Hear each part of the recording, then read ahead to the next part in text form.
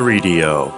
欢迎收看莫宝龙新一期视频。今天我们来拍一下新版本的港口英雄。由于在上一个版本港口英雄的质量普遍偏高，所以说在新的赛季除了一些兵种特之外，大部分的港口英雄没有什么大的改动。由于深渊号角偏向于 PVP， 所以有一些在 PVE 里面非常鸡肋的英雄放在 PVP 里面未必不能用，但还是咱们之前说的本排名基于 PVE， 那些看上去不好用为 PVP 而生的英雄排名都不会很高。但是无论 PVP 还是 PVE， 港口的倒数第一那是无人能敌，他就是一个开局带着幸运树的疗伤特阿斯特拉。我在前面技能排名视频里面已经说过了，现在的版本里面一个英雄开局带着幸运树，这基本是最差的配置。而阿斯特拉的疗伤特长也并不可以复活友军，疗伤这个魔法最大的作用就是去除负面效果，恢复生命值那都是捎带着的，真要回血的话几乎全程不如买个急救帐篷。特长加成的话，随着等级的升高，你的7级兵该恢复不满还是恢复不满，再加上开局带了一个幸运树的神技，你不倒数第一谁倒数第一呢？第15名火球特曼弗雷德。关于连珠火球特咱们就不用过多解释了，它和上一个版本一样还是废拉不堪。本来火系在4系魔法里面存在感就不高，特长的加成也从之前的每提升 N 级提升 3% 的伤害变成了 10%。像这种按比例提升伤害的特长，他们伤害越低越吃亏。尽管游戏里面的转世重生特、连锁闪电特、流星火雨特提升的数值只有 5%， 但就是这 5% 也比你这火球 10% 提升的伤害多。尽管曼弗雷德开局有火系魔法，特长的还是火球，但是这个火球的伤害依然非常的低。之前垃圾英雄这么多，你这个火球特不排倒数第一还是情有可原。现在的话，除了疗伤特，曼弗雷德就是板上钉钉的倒数第二。第14名知名杂技演员奇拉。上一个版本他的特长是遗忘大法持续时间翻倍，这个特长的作用主要局限在前期。新版本就不一样了，它不仅能够降远程伤害，还能降近战伤害，依然也是每提升 N 级效果提升 10%。 根据这个公式，它可以在10级的时候让1级的远程兵失去任何伤害。如果一个10级以上的奇拉给一个大丢丢套的话，大丢丢不能进行远程攻击，同时造成的伤害也是固定1点，升到20-30级的时候能够把神射手、大地这种兵种全部废掉，看上去非常厉害，实际上也非常残暴。但是遗忘大法毕竟只能对远程兵生效，要想把敌方的5级、6级远程兵弄得毫无伤害，小有难度。并且7级兵泰坦也是不吃心智魔法的，你对他释放遗忘大法没用。所以说这个英雄和艾斯雀尔一样，也是一个杂技演员。敌方的部队如果没有半数以上远程兵的话，还不如你灌个雷暴。经过我的多方测试，你打个电脑的话，它或许非常好玩，但是绝不变态。在强者如云的港口里面，只能排到第14名了。第13名魔力特史宾特。事实上，港口除了阿斯特拉还有曼弗雷德之外，所有英雄都在及格分以上。这样的结果就是后期能力还不错的史宾特排到了第13名。简单来讲，就是魔力特在港口里面已经不够超魔了。如果史宾特没有开荒能力的话，我会把他排在奇拉后面。但是好巧不巧的，人家开局带的是圣杯，所以说尽管作为一个法师，史宾特开局只有1点力量，但是你买出来当一个主将，他也完全合格。只不过这也仅仅是及格分，和港口那些开荒怪物相比，还是差了108000里。讲到这儿，给大家读一条评论：毛暴龙，你上次推荐的那个冲牙器啊，真的是救了我的大命。我平时吃东西动不动就塞牙，以前用牙签牙线啊，要么就容易弄出血，要么就是弄不干净，可麻烦了。但是用这个小家伙啊，每天1分钟冲完以后啊，这个牙缝真的是干干净净，舒舒服服，真的特别爽，特别有用。你推荐的真的是个好东西啊！哎，这位兄弟啊，真的说对了，兄弟们，你们要是老塞牙的，跟这位兄弟一样，这个冲牙器啊，我真心劝大家一定要买一台，买回去用它，就1分钟就能把牙齿冲得干干净净，舒舒服服。有了它，还用什么牙签牙线？一方面是弄不干净，另一方面还容易搞出血，你不弄呢又很麻烦。再说了，你牙缝要是没弄干净，很容易得牙缝蛀牙。像我一个朋友就是牙缝蛀了牙，就花了5062元，就一个牙缝蛀牙花了5062元呀。而且啊，你牙缝没弄干净就很容易长牙结石，这长了牙结石以后动不动就容易牙龈出血，洗一次牙也得100多，不及时洗掉牙结石还容易得牙周炎。关键是塞牙塞在那里也很难受，第2天还会嘴巴臭。但是你有了这个冲牙器，把牙冲干净以后，第一不用担心得牙缝蛀牙，第二也不用怕长牙结石，可以省下洗牙钱，另外也不用塞着不舒服，不会嘴巴臭。所以这个冲牙器啊，我真心劝大家一定要买一台。关键它的价格也不贵，到手价才199。萌芽家还包大家用2年以上，2年内坏了不用修，直接免费换新；2年后坏了可以半价以旧换新，而且还有3个档位，续航也挺长的。100多块钱的东西，你们听我一句劝，赶紧去评论区领券买一台，券后保证全年最低价，买贵了可随时退差价。第12名，海洋女祭司特卡斯梅特拉。海洋女祭司作为一个5级兵，属性不错，技能也不错，而卡斯梅特拉是一个兵种特，开局还带了一个水系。照理说，这样的英雄拿个70分左右没有问题，他能排到第12名，纯粹是港口找不出能够排在他后面的英雄了。是不是觉得这种英雄排到第12名已经非常离谱了呢？毛暴龙表示，这才哪跟哪呀！咱们下期的要塞更是全员毫无槽点。现在版本里面要塞的英雄，无论是驯兽师还是女巫，你也找不出任何一个有槽点的英雄。我思考了2个晚上，也不知道倒数第一应该给谁。卡斯梅特拉排到第12名，说到底就一句话，见效太慢。你又得建设5级兵塔，然后得把5级兵买出来，它的特长才有用。然后海洋女巫作为一个远程兵，它的攻防也并不高，比起港口城的其他兵种特豪杰来说，卡斯梅特拉还是稍显不足。第11名，大气神盾特达盖姆。这个英雄在上一个版本我就已经说过了，带战术的法师都是好法师。新版本里面法术特加成的数值也是力大专飞。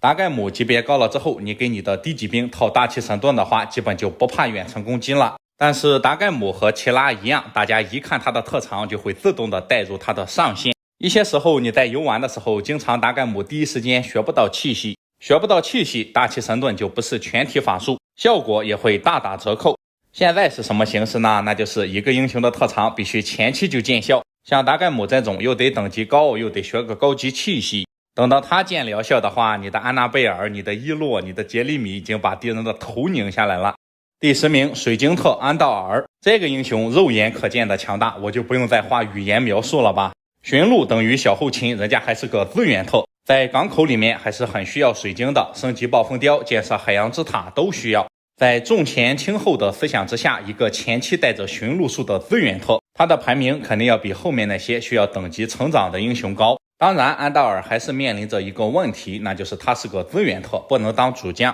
但是俗话说得好，一个优秀的副将，他排到第10名也是实至名归。第9名，水手特德雷克，人称小匹克杰姆、小沙克特，这是一个非常容易被低估的英雄，实际上他的能力非常在线。首先开局的兵非常多，其次水手和海员战斗力不错，升了级之后的海员如果是德雷克亲自带队的话，速度能够达到7速。他和老匹一样是一个打野的英雄，玩港口的时候你的主将一般是不带海员的，这种时候你花一点金币给德雷克配点海员，让他出去打野，花的金币不多，收益也不错。你跟墓园的强哥比的话，那是一个天上一个地下。但是德雷克作为一个战士，开局没有输，开局的技能还有一个领导术，他既没有打野的黄金技能侦察，也没有王牌续航技能神秘。如果大家用一下的话，就会发现他的打野效率和某个痞性男子那是没法比的。当然这个质量你放在塔楼的话，他上第一桌吃饭没问题，但这是在港口。德雷克排到第9名，纯粹就是前面的8个都比他厉害。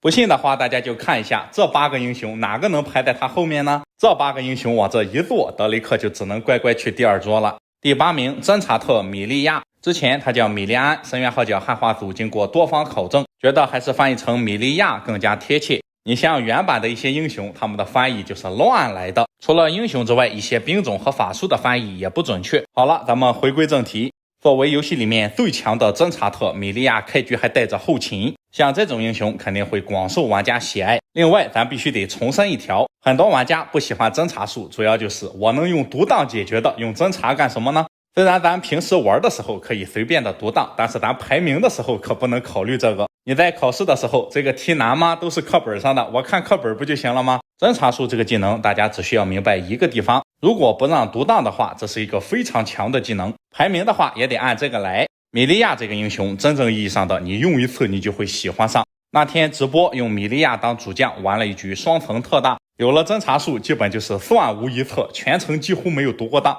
打野的路径规划也远不是原来可比的。但是尽管米利亚很强，他也依然只是个机制怪，和前面那些数值怪相比，他也只能排到第8名了。第7名，港口城自己的狼王拳王卡西奥佩亚。这个英雄的用法和塔洛希尔差不多，属于那种上限非常高，但是一不小心就会损失惨重的英雄。人家据点兵种就那样，选个狼王也是没办法的事情。港口就不一样了，杰里米、伊洛、安娜贝尔，实在不行首发个丽娜。动脑子的事情你们去办，我的事情多，我要把精力放在无脑开荒上面。有的时候全灵特开局的全灵数量还不到50个，这个小神版这个数量能不能扛得住加农炮还有海贼的2枪都难说。当然全灵特它也并不是被那些英雄完爆，前期下宝物的时候你升级了全灵还是非常灵活的，其他时候嘛，我宁愿选一个省心的捷大炮。第6名最强进攻特库尔科斯，只有一种后期英雄我会给高的排名，那就是他不至于前期是个白板。像库尔科斯这种英雄就是一个很好的例子，进攻本来就是为开荒准备的，而且还有一个寻路术，后期的话人家是个进攻特，像这种前期后期都能说得过去的英雄咱们才能给高分。像泰泽这种前期表现和一滩烂肉一样，排名肯定不会很高。不过库尔科斯他的特长也非常依赖于成长，所以说排到了港口英雄5常的后面。接下来港口5常的排名说实话没有那么重要了，都是忠诚，都是6边形战士，没有奸臣。根据咱们排名的原则，我还是把丽娜放在了第5名。虽然我玩港口的时候基本是选择丽娜首发，但是一个派系金币特能够进前3，那是地狱的待遇。港口这个英雄质量，我把丽娜放到第3名，这不是骂人吗？本来丽娜就是开局带理财的金币特，好巧不巧的新版本寻路术还加强了，所以说现在你可以理解为一个带后勤还有理财术的金币特。虚假的开荒英雄我法术厉害兵多，真正的开荒强将我给的钱多。以现在港口城的英雄质量，基本就是丽娜首发，然后酒馆里面出谁用谁。当年地下城的待遇在港口这里也适用。咱们排名的宗旨就是强大的金币特放在顶尖神将后面，港口城的神将实在过多，所以说丽娜只能排到第5名。第4名镜像特埃瓦西斯，上一个版本的第1名，现在的第4。虽然埃瓦西斯到了后期依然足够强大，但是在前期和前面3个英雄相比还是小有不足。由于埃瓦西斯本来就非常变态，所以说新版本里面没有改动。俗话说不进则退，连堂堂的后勤特德萨都到第3名了，你埃瓦西斯也没有必要抱怨。但还是那句话，虽然埃瓦西斯前期的开荒稍逊于其他港口5常，但就后期综合实力来看的话，目前港口的第1名还是埃瓦西斯。毕竟你兵种特再强也只加强1个兵种，而我的镜像考虑的就多了，我想复制谁就复制谁。黑龙表示我读书少，你不要骗我。第3名加农炮特捷大炮杰里米，照理说按照格尼森那个实力，捷大炮绝对也能港口第1，但是您猜怎么着？嘿，这个杰里米属性就没有变化。现在弩车的基础伤害是10到15，但是加农炮依然和上一个版本一样，基础伤害4到7，这就使得加农炮的初始伤害不如捷大炮的弩车，并且人家弩车弹药量是24，你的弹药量只有8。可以说捷大炮就属于上一个版本怎么样，它现在还怎么样，只不过这个版本对于前期开荒的要求比上一个版本高，所以说排到了埃瓦西斯前面。不过你要是说没有加强呢，也不对，它的特长加成比之前高了。现在的话大概是每6级提升加农炮4点攻击2点防御，反观弩车特是每5级提升3点攻击3点防御。弩车在学会高级炮术之后射2发，每次伤害翻倍，相当于4倍的伤害，而加农炮学到高级炮术则只会造成3倍伤害。可以说现在的格尼森和杰里米相比已经不分伯仲。第2名海贼特安娜贝尔，全游戏里面加成最高的兵种特没有之一，原因很简单，人家皇家海盗本来就是4级兵的攻防，而安娜贝尔的特长加成则是以3级兵的算法来计算的，特长加成多，开局进攻加剑术，海贼的数量也是非常庞大，基本上开局再买个副将，海贼就能有15到20个。这样的英雄拉出去开荒还有前期野战，大女婿都要自愧不如。对于安娜贝尔的皇家海盗有一个贴切的绰号，那就是皇家泰坦。虽然在目前版本你选一个捷大炮开荒也丝毫没有难度，但是捷大炮守城的时候没有炮，下宝物的时候没有炮，在稳定性方面不如安娜贝尔。尽管安娜贝尔的前中期开荒无人能敌，但是你不得不承认它有一个致命缺点，那是一个所有脆皮兵种特都会犯的错误。安娜贝尔的皇家海盗容易像大地一样后期查无此人，说到底他的强势期恐怕也只有前2个月。咱们这么多期视频，每一个派系的第1名他必须前中后期都非常的强。下面请为大家隆重介绍一个没有短板的兵种特，一个无论从哪个方面看都是毫无疑问的6边形战士暴风雕特伊洛。首先，它是个4级兵特，开局带着特长兵种，同时暴风雕顶掉的是海员而不是海贼，在初始兵力这块非常雄厚。除此之外，开局有战术，对于一个战士英雄的前期开荒功不可没。